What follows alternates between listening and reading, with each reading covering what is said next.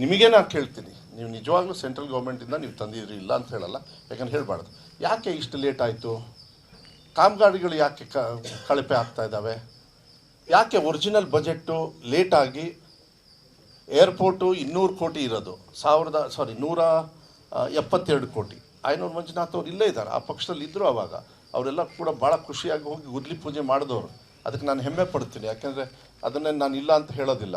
ಆದರೆ ಆ 180 ಕೋಟಿ ಒಂದೊಂದು ಕ್ಯಾಬಿನೆಟ್ ಮೀಟಿಂಗಲ್ಲೂ 20 ಕೋಟಿ 70 ಕೋಟಿ ಅದನ್ನು ಮಾಡಿ 450 ಕೋಟಿನ ಮಾಡಿದಾರಲ್ಲ.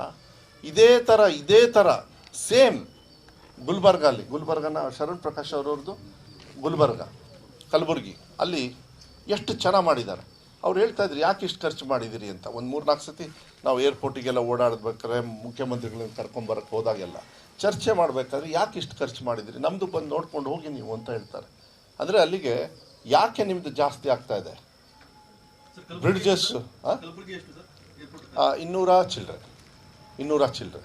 ನೀವು ಲ್ಯಾಂಡ್ ಕಾಸ್ಟ್ ಒಂದು ಬಿಟ್ಬಿಡಿ, ಮತ್ತೆ ಲ್ಯಾಂಡ್ ಕಾಸ್ಟು ಅಲ್ಲಿ ಕಮ್ಮಿ ಇದೆ, ನಾನು ಒಪ್ಕೊಳ್ತೀನಿ.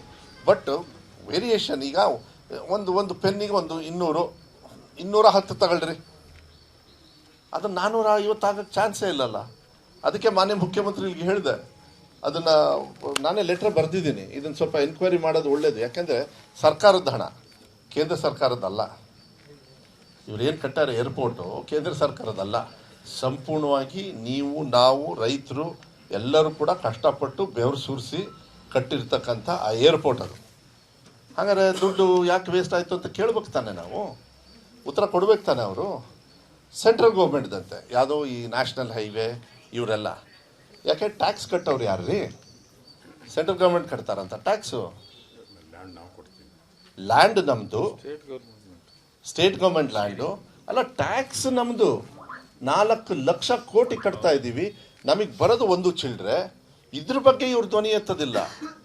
ಆಯ್ತಪ್ಪ, ಅಧ್ಯಯನ ಮಾಡಿ ಎತ್ತ ಹೋದ್ರು ಇವರು. ಮಾನ್ಯ ಅಧ್ಯಕ್ಷರು ಅಶೋಕ್ ಅವರು ರಾಜೀನಾಮೆ ಕೇಳಿದ್ರಲ್ಲ, ನಂದು ಏನಾಯ್ತಂತ, ಕಸದ ಬುಟ್ಟಿಗೆ ಹೋಯ್ತಂತ. ಇವ್ರದ್ದು ಬರ ಪರಿಹಾರದ್ದು ಎಲ್ಲೋಯ್ತಂತೆ. ಅಷ್ಟು ದಿವಸ ಹಂಗೆ ಒಂದು ನಾಟಕ ಮಾಡಿಬಿಟ್ರಲ್ಲ.